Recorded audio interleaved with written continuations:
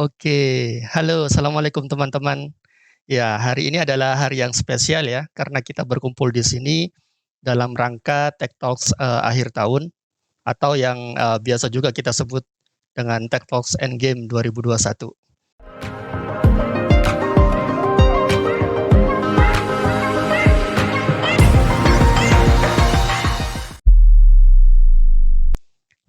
Masih sama dengan Tech Talks yang sudah kita adakan sebelum-sebelumnya, masih akan membahas tentang teknologi dan dunia software development pada umumnya. Namun Tech Talks kali ini spesial karena akan meng-highlight beberapa teknologi stack yang banyak dipakai di proyek-proyeknya Polyrific selama 2021. Tidak cuma satu topik, tapi akan ada 12 topik teknologi yang akan dibahas, dan tidak cuma ada satu pembicara, tapi akan ada 12 orang pembicara yang akan membahas topik-topik tersebut. Karena pembicaranya juga banyak, maka pembahasannya akan dibagi menjadi 3 batch. Nah, video ini adalah batch pertama dengan menu sebagai berikut. Jadi di sesi ke-1 ada Muhammad Zaki, VP of Operation Polyrific, akan memaparkan secara umum tentang flow development yang biasa kita lakukan di Polyrific, memakai Jira sebagai project management tools-nya. Terus di sesi yang kedua ada Ahmad Ilham, Director of Engineering Polyrific, akan membahas tentang Azure Function, sebuah serverless service yang banyak digunakan di beberapa proyek di Polyrific. Lalu di sesi ketiga, selanjutnya ada Brain Konasara Balaka, Director of Product Polyrific, akan bercerita tentang GraphQL, sebuah query language untuk API yang akhir-akhir ini mulai kita pakai di beberapa proyek di Polyrific sebagai alternatif dari RESTful API. Dan di sesi yang terakhir nanti akan ada Fathan Fauzi, software developer Polyrific, akan membahas tentang strategi caching dengan Redis sebagai tools-nya. Baik, tanpa berlama-lama lagi, mari kita sapa pembicara kita yang pertama. Oke, halo Mas Zaki, apa kabar? Oke, sudah siap dengan jiranya? Baik, kami persilakan, silakan di-share. Oke, terima kasih kepada Frandi yang sudah mengorganize acara ini. Semoga nanti kontennya bisa bermanfaat, terutama kepada tim internal Polyrific khususnya, dan juga ke audiens yang lebih luas nanti. Pada sesi pertama ini saya berkesempatan untuk menjelaskan mengenai development proses di Polyrific dan bagaimana kita mengutilize Jira untuk menyesuaikan dengan proses kita. Oke, langsung saja. Yang pertama nanti kita akan melihat seperti apa sih work process di Polyrific itu sendiri. Yang jelas sih tujuan utamanya itu menyesuaikan apa yang dibutuhkan oleh kliennya. Jadi benar-benar fleksibel. Tentunya dengan harapan dapat menghasilkan maksimal itu hasilnya nanti.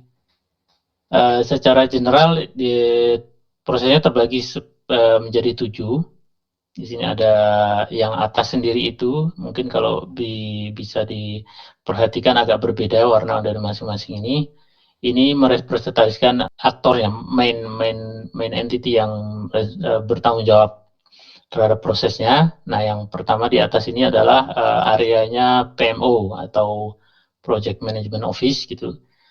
Yang pertama ada debrief, terus kemudian mereka melakukan audit, terus menentukan rancangan awal itu, rencananya seperti apa nanti keseluruhan proyeknya berjalan seperti apa. Nah, kemudian dilanjutkan oleh tim engineering, dimulai dari yang nomor 4 ini. Engineering ini sendiri proses implementasi. Tentunya tidak hanya langsung mengerjakan tasnya, termasuk di sini adalah mereview requirement yang merupakan output dari tim PMO nanti, diklarifikasi segala macam. Kalau udah oke, dilanjutkan nanti ada melibatkan QA kita, QA team untuk melakukan verifikasi terhadap kerjaan yang sudah diimplement.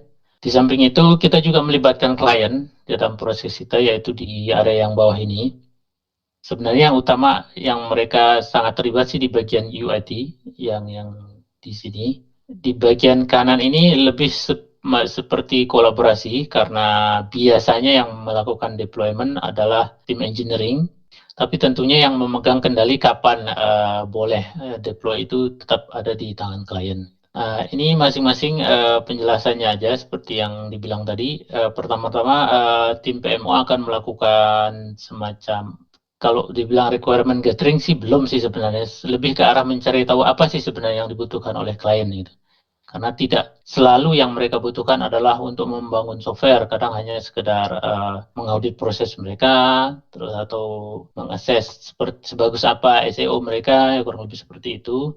Nah, dari initial discussion atau initial information gathering itu dilanjutkan oleh ke proses audit, di mana tim PMO akan menganalisa apa sih sebenarnya yang dibutuhkan oleh klien ini. Di sini mereka sudah mulai mengerucut ke seperti apa nanti yang mau dipropose, solution seperti apa yang mau propose ke kliennya. Nah, begitu mereka sudah dapat gambaran dan dipresentasikan ke klien dan mereka oke, baru dilanjutkan ke tahap yang lebih serius lah ya. Seperti apa solusinya, mulai didetailkan lagi plan-plannya.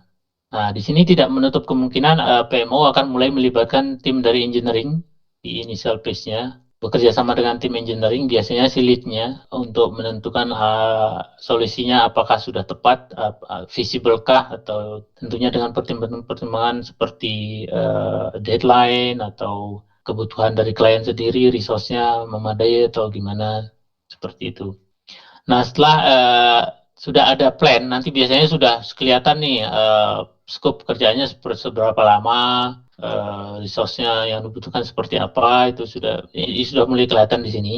Nah, akan dilanjutkan oleh proses engineering. Nah, di sini awal-awal lead akan analisa segala informasi yang diberikan oleh tim PMO. Kalau cukup simple udah mulai mendetail tuh, udah jadi task gitu ya. Karena harapannya tadi dengan melibatkan engineering tim di proses sebelumnya itu udah lebih memperjelas sehingga bisa menghasilkan task yang cukup detail untuk bisa dikerjakan. Nah, kalau ini sudah bisa langsung diimplement sama tim, nanti keterlibatan QA juga nggak hanya menunggu development team untuk selesai mengerjakan task sehingga mereka bisa ngerjain juga, mereka juga bisa langsung paralel mempelajari requirement dan juga terlibat dalam memverifikasi apakah requirement itu udah apa ya istilahnya oke, tidak ada kontradiksi segala macamnya. Nah, sambil menunggu tim development implement tasknya, biasanya tim QA akan mempersiapkan semacam tes dokumennya, apakah itu berupa manual test cases atau kalau diputuskan di dalam projectnya itu menggunakan automation, mereka bisa langsung mulai menuliskan script-script test automationnya. Nah, ketika semua udah selesai, sebuah tas sudah pas dari QA kita akan langsung melempar ke klien sendiri untuk memverifikasi lagi apakah sesuai dengan yang mereka harapkan. Nah, di sini kita biasanya akan mendapatkan banyak feedback dari klien ketika mereka sudah mencoba. Tidak hanya feedback dari implementasi kita, kadang mereka akan memberikan feedback berupa kesalahan interpretasi ketika membuat requirement segala macam. Nah, ini juga akan ya sama aja, mereka akan menolak implementasinya, yang akan mengembalikan ke proses awal untuk direvisi lagi requirement-nya, terus direvisi lagi implementasinya, seperti itu. Nah, kalau sudah dirasa cukup fitur yang diimplement sudah cukup banyak atau sudah cukup layak untuk digunakan oleh user, terutama kalau kita membangun software baru gitu, maka kita bisa menanyakan ke klien untuk melakukan deployment ke production sehingga bisa langsung dites atau digunakan oleh real user. Seperti itu prosesnya. Oke, dari penjelasan tadi kan terlihat seperti seolah-olah ini jadul banget ya. Sebenarnya tidak. Kita tetap mengedepankan memilih metode agile karena dari awal kita memang prinsipnya adalah bagaimana mendeliver good quality product ke klien secepat mungkin sehingga bisa segera diverifikasi gitu. Jadi dalam hal ini kita menggunakan metodologi agile tapi kita lebih fokus kepada iteration-nya.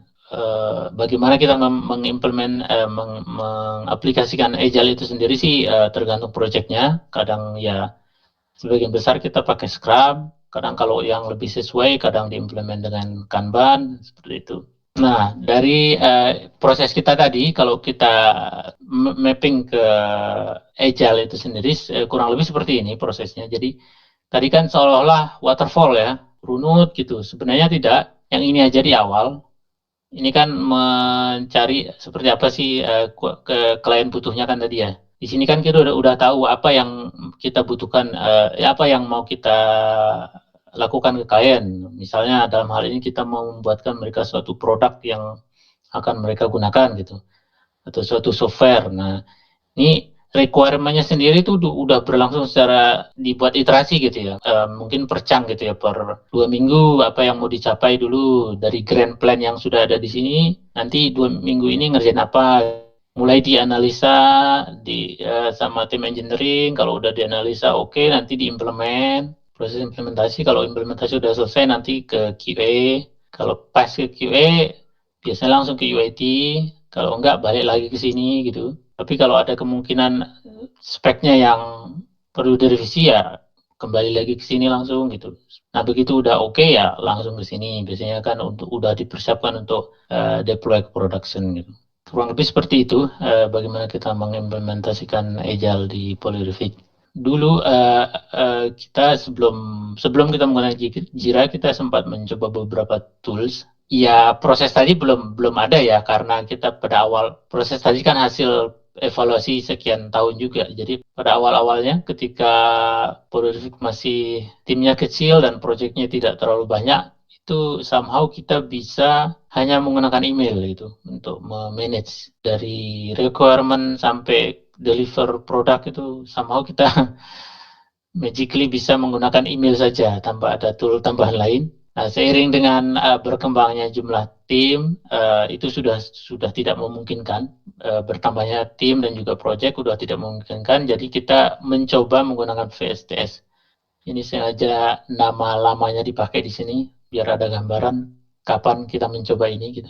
Tapi ketika kita mencoba VSTS ini sepertinya tim member itu baik dari sisi PMO tim dan juga engineering itu nggak klik gitu sama toolnya ini. Entah itu karena UI-nya atau flow-nya, jadi tim member tidak merasa nyaman sehingga kita pindah ke Trello. Ini cukup memenuhi kebutuhan kita pada saat itu dan berlangsung cukup lama. Tapi seiring dengan bertambahnya proyek juga dan kompleksitas proyeknya itu juga akhirnya tidak memadai juga.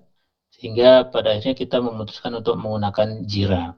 Nah, yang di Jira ini udah bisa cukup advance fitur-fiturnya, terutama untuk kebutuhan kita untuk mengaplikasikan custom proses kita tadi.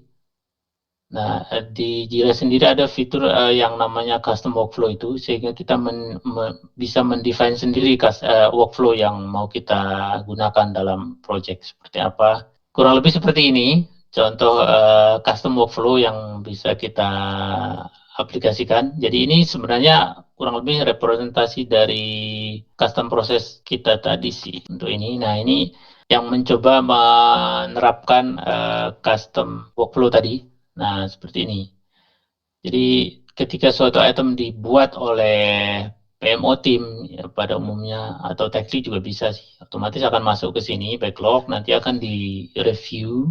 Nah, di sini nih masuk ke apa tadi? Proses nomor 3 itu. Game planning itu di sini. Nah, setelah udah semua oke, seperti yang bisa dilihat nanti akan masuk ke engineering proses ini yang warna ini. Mulai dari active development segala macam, terus di QA kalau udah pas nanti akan dilanjut ke UAT yang melibatkan klien. Nah, terus nanti kalau udah pas UAT akan dimasukkan ke item-item yang bisa untuk di deploy ke production. Biasanya kalau sudah sampai sini itemnya akan di set ke done. Nah, kelebihannya kita membuat custom flow seperti ini itu di board sendiri itu nanti bisa dia mengikuti flow ini. Jadi misalnya di code review ini dia kan cuma bisa either ke ready for development atau dia ke QA. Nanti mungkin kita coba simulasikan ya. Misal ini udah masuk ya. Dia cuma bisa ke board-board tertentu aja mengikuti workflow yang tadi. Nah, seperti itu. Mungkin ini butuh klarifikasi gitu. Nah, setelah selesai nanti dia akan ke code review. Ini dibolehkan balik ke active development kadang karena suatu item bisa tergusur dengan adanya perubahan situasi di tengah sprint. Oh, ternyata ini nggak bisa dilanjutkan atau karena ada prioritas lain harus dipindahkan ke backlog. Normalnya flow-nya akan ke sini. Nah, dari code review ketika dari tech lead udah oke nggak? Kalau oke ke sini. Kalau nggak biasanya balik ke sini. Ready for development dengan kategori tertentu misalnya. Kalau nggak nanti ready for QA. Nah, setelah itu biasanya kalau udah selesai entah ini ke reopen atau ready for UAT gitu. Kurang lebih seperti itu sih flow-nya. Saya kembalikan kalau ada pertanyaan atau mungkin apa. Iya. Oke, terima kasih Mas Zaki atas penjelasannya tentang gambaran umum ya tentang software development workflow di Polyrific yang selama ini kita jalankan begitu. Dan tentunya ini masih belum final ya, tentu saja bakalan ada terus improvement ke depannya. Kita hampir mengadopsi Agile itu di segala lini, jadi termasuk proses ini akan selalu dievaluasi setiap tahunnya, setiap ya nggak harus tahun sih, kadang setiap project selesai atau setiap quarterly gitu. Selalu dievaluasi untuk termasuk jiranya. Jira juga akan kebetulan jiranya sekarang di tahap evaluasi apakah cocok untuk kita atau gimana. Nanti kedepannya akan apakah ada replacement atau lanjut mengeksplor fitur-fitur yang lainnya gitu. Baik, oke, terima kasih Mas Zaki. Semoga informasi yang diberikan tadi bermanfaat. Ya, salah satu hal yang membuat dunia cloud menjadi primadona ya di beberapa tahun terakhir adalah dengan kehadiran serverless service yang menjanjikan fleksibilitas dan juga yang katanya ramah budget. Nah, langsung saja kita akan sambut pembicara kita selanjutnya. Halo Ilham, apa kabar? Halo Mas Brady. Ya, baik. Oke, sudah siap ya dengan Azure Function-nya? Oke, siap. Oke, silakan. Oke, terima kasih untuk Mas Randi dan Polyrific atas kesempatannya kali ini untuk menjelaskan semacam decision-nya kenapa di beberapa proyek kita terutama di tahun ini tuh banyak menggunakan Azure Function. Sebelumnya perkenalkan dulu, nama saya Ahmad Ilham Haryanto. Saya selaku Director of Engineering. Dalam kesempatan kali ini saya menjelaskan untuk Azure Function, terutama why and when kita perlu pakai untuk yang Azure Function sendiri. Kenapa kita pakai Azure Function sendiri itu ada beberapa alasan. Yang pertama itu language agnostic, di mana itu maksudnya language-nya independen. Kita nggak cuma terikat misalkan .NET gitu, nggak. Kita bisa pakai C#, .NET, Java, JavaScript, TypeScript, Python. Terus juga by design Azure Function itu sendiri itu scalable karena compute-nya itu on demand. Jadi ketika demand-nya itu nambah, otomatis untuk yang resource yang akan dialokasikan itu akan nambah juga. Begitu juga kalau misalkan request-nya itu berkurang, semua resource tambahan maupun instance application tersebut itu otomatis akan turun juga kayak gitu. Terus serverless ya seperti kita tahu sih untuk yang Azure Functions itu dia masuk kategori serverless di mana kita tidak membutuhkan web services atau VM untuk deploy sama untuk run-nya juga. Berbeda sama Azure Services yang lain kayak semacam Azure App Service, dia kan masih perlu setup untuk yang infrastrukturnya, misalkan regionnya di mana, terus kemudian spesifikasinya gimana, ambil untuk yang service tier gimana, kayak gitu. Dan juga by design sendiri atau by nature-nya untuk yang server sendiri itu emang didesain untuk handle spesifik tas, terutama tas-tas yang kecil. Jadi dia lightweight by design. Jadi emang ringan banget kayak gitu. Terus satu lagi, Azure Function itu kan sebenarnya kan solusi untuk nulis less code kayak gitu. Jadi maintain untuk less infrastructure dan juga cost saving terutama kayak gitu. Jadi sebagian besar itu akan lebih mudah lah untuk write and deploy, easy to code, test, debug, and also deploy. Why-nya untuk yang lainnya itu fast to execute. Ya karena si Azure Function itu nggak ada dependency kayak semacam proses sebelumnya large application atau startup time atau initialization sendiri sebelum code di-execute, jadi termasuk cepat aja sih. Terus juga dia menggunakan untuk yang industry standard dan juga dapat berkomunikasi dengan APIs lainnya, database dan juga library. Ini membuat Azure Function sendiri itu lebih mudah terakses di sebagian besar untuk cloud native application sendiri. Nah, terus alasan yang mungkin banyak dicari orang juga itu cost efektif. Balik lagi itu karena nature-nya si Azure Function sendiri itu yang dia running-nya on demand, jadi cost-nya by demand. Gitu. Jadi kapan kita mau decide untuk pakai Azure Function, karena nggak semua problems itu bisa menggunakan solusi Azure Function kayak gitu. Biasanya ada yang complementary dengan Azure Azure App Service atau service lainnya yang dari Azure sendiri.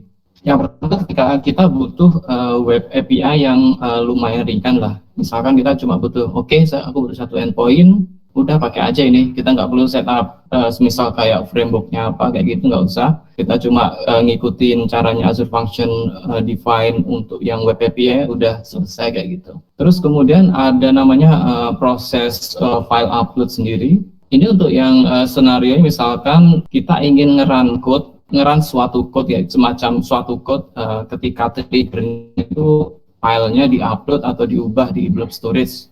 Itu kita juga bisa di Azure Functions. Terus kita ingin nge-build untuk serverless workflow. Jadi kayak kalau kita perlu kayak semacam chain of series functions, misalkan ketika kita run function A, terus kemudian kita lanjut function B, function C, sampai function seterusnya, kita juga bisa pakai untuk function sendiri. Kalau nggak salah ada namanya chain functions, itu walaupun di Polyrific belum pernah memakai, tapi itu sesuatu teknologi yang menarik, senario yang menarik kalau kita ingin implementasi kayak gini. Terus ada lagi respond to database changes. Misalkan kita ingin run custom logic ketika suatu dokumen di-create atau di-update di Cosmos DB gitu. Selanjutnya run schedule task, ya kita bikin aja untuk yang schedule task. Terus selanjutnya ada namanya create reliable message queue system. Jadi kita bikin kayak message queue, pub subs. Kalau di Azure Services ada beberapa opsi kayak queue storage, service bus, atau event hub sendiri. Jadi either nanti sebagai subscriber atau sebagai publishernya sendiri. Terus kalau ingin mainan sama IoT juga bisa, jadi kita bisa analisa untuk yang IoT data streams-nya.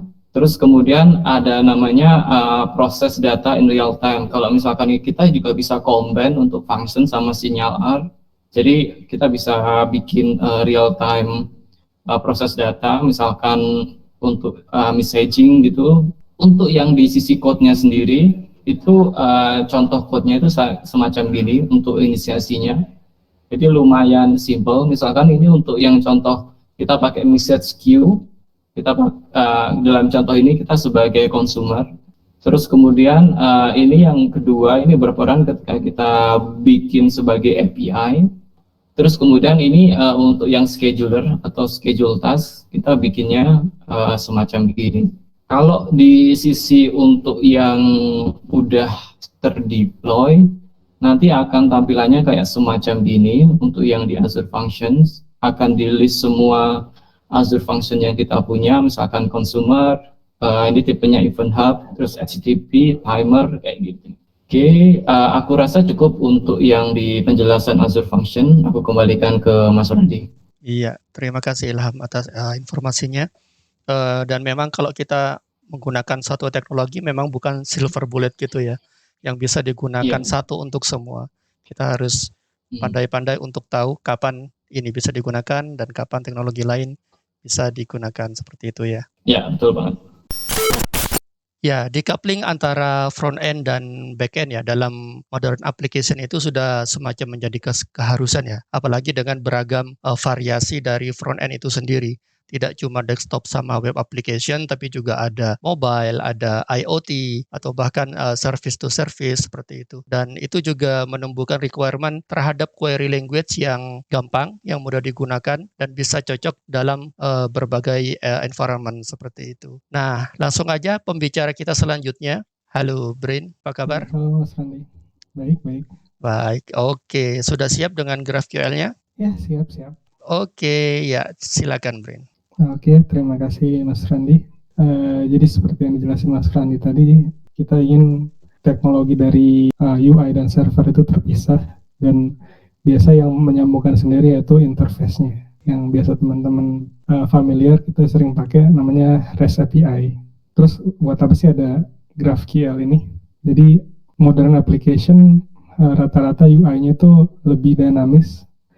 Jadi kadang-kadang API yang simple tidak bisa memenuhi semua kebutuhan yang ada di UI, dan requirement yang berubah-berubah itu juga tidak membantu hal itu, sehingga terkadang ada kebutuhan untuk saling bolak-balik antara development dari UI dan server API-nya sendiri. Nah, GraphQL datang untuk mencoba mengurangi masalah ini. Jadi daripada kita punya fix API di REST API yang masing-masing endpoint-nya memiliki spesifik fungsi tertentu, bagaimana kalau kita bikin API-nya itu dinamik. Jadi kalau misalnya bikin API produk ya, biasanya kita bikin metode get all products. Tiba-tiba ada requirement pengen bisa difilter dari name nih. Akhirnya, gimana nih yang metode sekarang nggak bisa? Kita tambah deh, kita bikin endpoint baru supaya dia bisa menerima parameter name. Udah selesai, udah tenang nih, udah tidur nyenyak, tiba-tiba ada lagi yang ketika Jira bilang tolong kalau bisa dibuat sortable ya itunya, listnya. Jadi bisa berubah-berubah dari ascending ke descending misalnya. Oke, kita mungkin bisa pakai endpoint yang sama tapi kita tambahin parameter deh kalau gitu. Ya udah tenang, kayaknya udah hampir semua deh kecapai nih. Udah bisa tenang mau ke project yang lain. Belum, ternyata ada requirement baru. Bisa tolong dikasih paging deh itunya supaya misalnya produknya banyak nggak ke retrieve semua, jadi bisa ke batch, misalnya untuk ambil 10 batch pertama aja.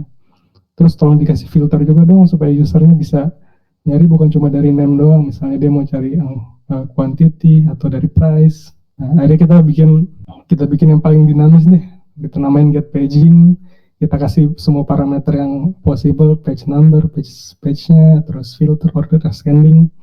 Nah, ini pun jadi kita harus bikin metode yang lumayan gede karena dia harus menghandle banyak hal. Misalnya dari sisi filter kita harus tambahin if-nya, if filternya, belum lagi operatornya equals, atau operatornya misalnya contains, atau larger than, gitu-gitu. Nah, jadi agak pengalaman lumayan banyak challenge dalam development API backend sendiri. Nah, GraphQL datang bilang gimana kalau kita punya satu API aja tapi itu dinamis. Jadi misalnya kita bikin satu API, kamu spesifikkan aja apa yang kamu butuh dari sisi UI-nya. Misalnya kamu butuh produk, yaudah bikin query buat produk. Kamu cuma butuh 2 field aja, ya kamu kasih tahu fieldnya yang mau di retrieve apa aja. Misalnya cuma 2 field, name sama quantity. Jadi field yang lain yang nggak perlu bisa menghemat bandwidth untuk tidak di retrieve. Bisa ada kebutuhan buat paging gimana? Ya udah tambahin deh parameter di query kamu. Misalnya cuma mau ambil 10 item pertama. Habis itu pakai filter, ya udah kasih aja juga parameter where, terus specify kamu mau filter berdasarkan apa. Nah, di situ bisa dinamis. Di sini juga bisa ada operator kayak misalnya or atau and, misalnya logiknya mau konten beberapa kondisi. Dan misalnya tiba-tiba ada minta order deh, minta sorting, tambahin juga di query-nya. Dan ini semua di-handle di satu endpoint yang sama. Jadi theoretically kita bikin satu kali endpoint jadi, harapannya si UI developer nggak hubungin kita lagi. Jadi habis itu kita bisa tidur nyenyak. Gimana bentuk code-nya? Jadi nge-handle semua kasus di satu query ini bisa dibikin dengan beberapa line ini. Dari sisi service-nya dia cuma nge-get all-nya ini retrieve-nya equerable. Belum ke materialize ke items yang di-retrieve dari query. Nah, dari sisi nanti yang handle paging-nya atau filtering-nya, sorting-nya, yang nambahin ke query-nya itu nanti bakal dari framework yang namanya Hot Chocolate ini. Theoretically bisa lebih optimize daripada kita bikin custom code sendiri untuk ngelakuin suatu filtering, karena dia langsung ke bahasa yang ditujunya dalam bentuk misalnya SQL-nya yang terkait ke storage-nya sendiri, misalnya ke SQL Server. Jadi dia bakal ngubah dari logic filtering yang ada di query-nya untuk di-convert ke SQL query yang langsung ditembak ke database-nya. Nah, ini contoh code lain yang untuk misalnya mutation-nya. Dari sisi mutation sendiri sebenarnya mirip-mirip kayak yang ada di REST API. Jadi misalnya ada insert, update, dan delete, kita harus provide masing-masing endpoint itu. Itu aja. Dan untuk simple demo yang tadi ada di code-nya. Jadi dari 5 line code ini kita bisa provide API yang udah support semua requirement kita punya. Kalau misalnya aku mau ngefilter tambahin ID,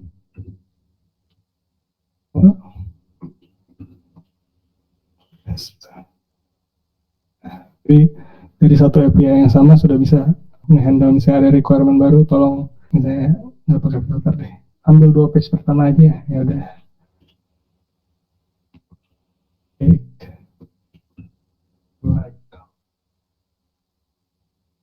Itu sih.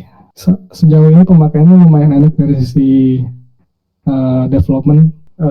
Saya bisa nge-handle satu project sebagai backend developernya, walaupun saya masih memegang project lain sebagai tech lead di project yang satunya. Jadi kalau misalnya ini harus dilakuin dalam REST API misalnya, mungkin bakal keteteran, tapi karena menggunakan GraphQL jadi lumayan memudahkan hidup saya.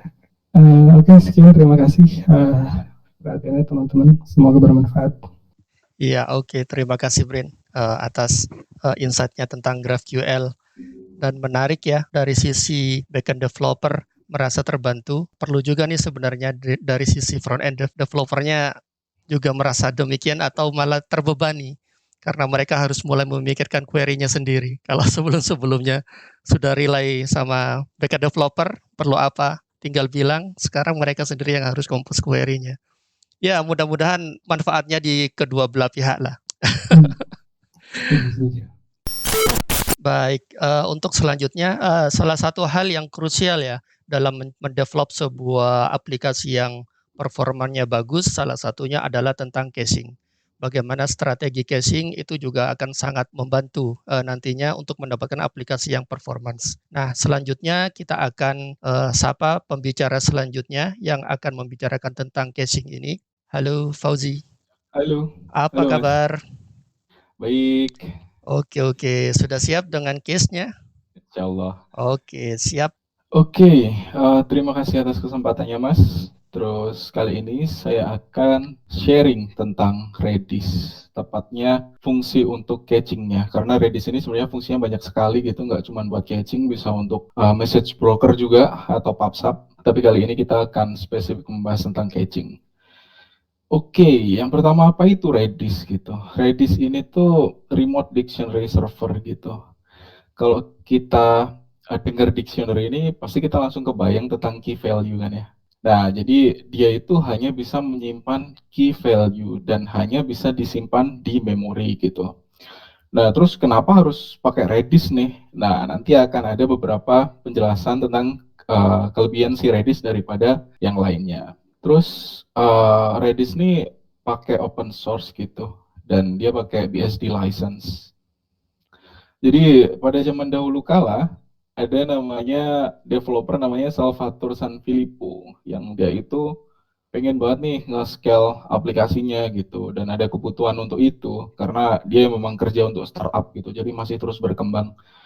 Lalu dia coba untuk ngimprove aplikasinya, improve dari berbagai cara untuk improve tradisional database-nya gitu. Tapi ternyata masih belum kenceng juga gitu.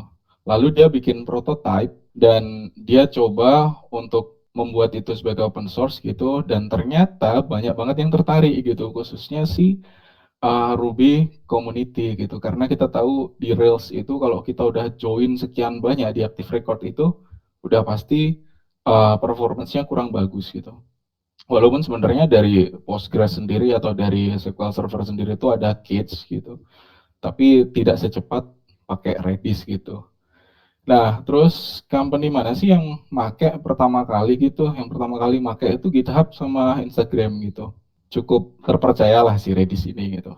Si Redis sendiri ini tuh selalu menang ya waktu voting di Stack Overflow gitu sebagai yang paling disukai lah, database yang paling disukai, meskipun dia nggak purely database tapi dia key value database. Nah, dia ini nomor 1 di DB Engine gitu. Nah, apa itu key value database gitu? Jadi key value database ini secara gampangnya itu key itu dipakai sebagai primary key. Nah, value-nya ya value dari key tersebut gitu. Cuman di sini, di Redis ini, dia akan selalu berupa string. Sebenarnya terserah sih kontennya apa aja gitu. Dia bisa numerik atau JSON bahkan gitu. Tapi tetap dia harus disimpan dalam string, dan ketika kita nge-get dari key tersebut, misalnya kita pengen balikin ke JSON, ya kita harus parsing manually gitu. Selanjutnya, nah durability. Ini yang nggak dipunyai sama Memcached gitu atau beberapa key value database lain gitu. Si Redis ini tuh durable karena ada beberapa konfigurasi yang mengatur tentang snapshot dan backup atau maksimum memori yang bisa digunakan gitu. Jadi ketika koneksinya itu putus atau terjadi crash gitu, sebenarnya si Redis ini akan melakukan backup berkala gitu ke disknya gitu. Misalnya di memori kita udah nyimpen sebanyak 2 mega gitu. Si Redis ini dia juga akan secara berkala, dia juga akan nyimpen backupan snapshot di disk ini. Jadi ketika si Redis ini mati gitu misalkan servernya, dan kita start ulang, dia sebenarnya akan ngeload dari disknya. Jadi dari disknya dia akan di copy ke memori, jadi datanya itu kita nggak hilang gitu. Sedangkan di beberapa key value database, contohnya kayak Memcache itu ketika servernya mati kan kita restart lagi kan bakalan hilang gitu. Kita nggak bisa dapat memori yang sebelumnya gitu kan. Oke, selanjutnya kapan sih kita butuh Redis gitu? Nah, kita nggak mungkin lah dari awal kita bikin aplikasi langsung kita di set, oh nanti kita pakai Redis nih. Ya itu tergantung kebutuhan sebenarnya. Karena Redis ini tuh kayak semacam obat gitu. Kalau memang aplikasinya nggak bisa dioptimize gitu, memang udah mentok gitu. Nah, baru kita pakai Redis tuh. Nah, kasus yang pertama ini adalah ketika ada satu operasi yang berat gitu. Misalkan contohnya kayak kalkulasi gitu. Nah, misalnya si user nge-request kalkulasi dengan parameter tertentu gitu. Dan contohnya misal kalkulasi itu bisa berjalan selama 5 detik gitu kan. Nah, kan kelamaan lumayan tuh. Nah, kita bisa nge-cache dengan key parameter dari user itu, parameter untuk kalkulasinya kita simpan.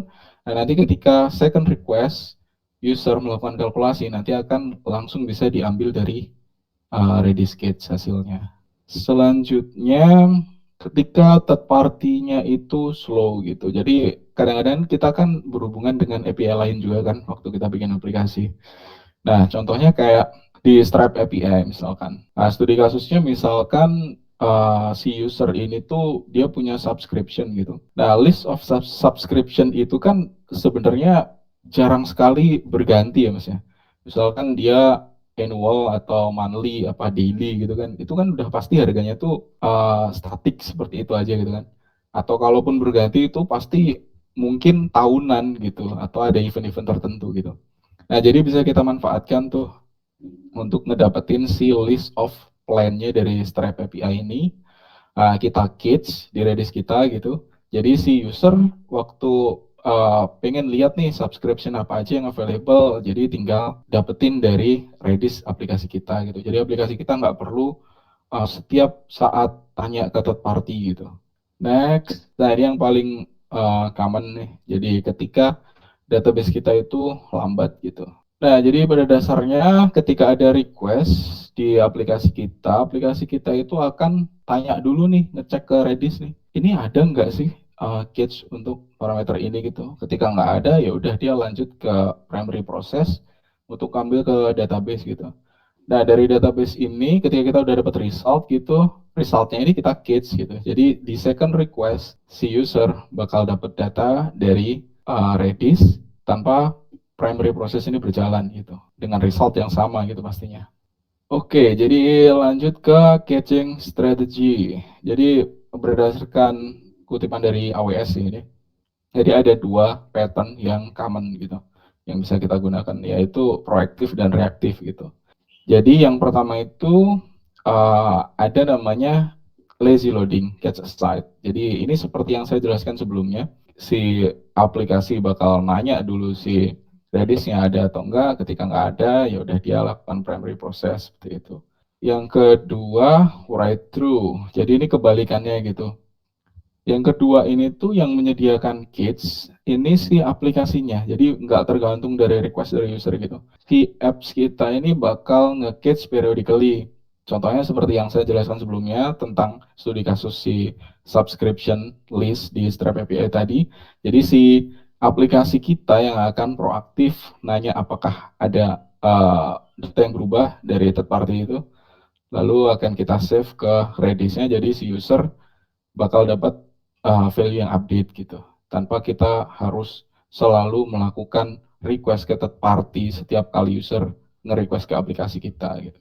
Jadi saya udah bikin satu simple REST API gitu. Jadi dia untuk ngedapetin post gitu, beberapa post data itu kebetulan ada 72.044 post data gitu.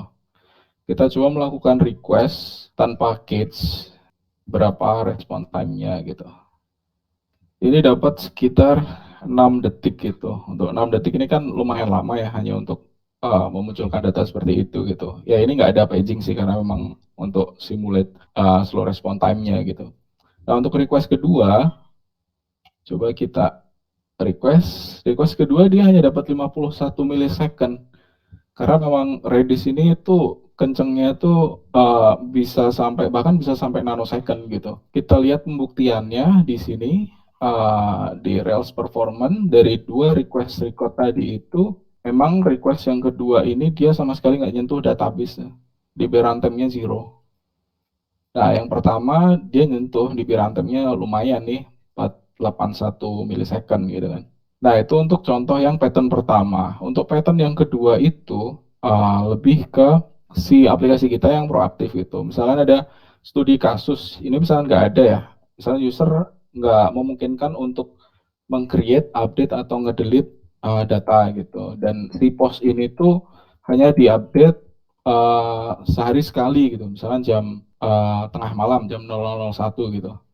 Jadi kita bisa bikin satu scheduler gitu pakai whenever jam atau cron job biasa gitu yang dia bakal nge-run si job ini untuk nge-replace sketch-nya. Jadi di hari yang sama dia akan mendapatkan result yang sama. Nah, kelemahannya adalah ketika ada data yang berubah gitu di hari yang sama itu dia akan dapetin result yang beda dengan database gitu. Tapi sebenarnya ini tergantung dari bisnis prosesnya si aplikasi itu sendiri sih. Oke, jadi kesimpulannya adalah Redis ini bagus banget nih sebenarnya untuk upgrade performance dari apps kita gitu. Tapi ya kita harus tahu dulu gitu strategi apa yang kita gunakan gitu berdasarkan si use case-nya gitu. Jadi biar kita bisa dapat advantage yang maksimal gitu. Mungkin itu aja sih yang bisa saya share gitu. Terima kasih. Oke, thank you Fauzi atas penjelasannya tentang Case dan Redis, lumayan memberikan insight ya, kapan suatu tools bisa digunakan, kapan sebaiknya enggak gitu. Karena sekali lagi tidak ada tools yang super powerful sehingga bisa digunakan di semua kondisi, kita harus bijak untuk memanfaatkannya.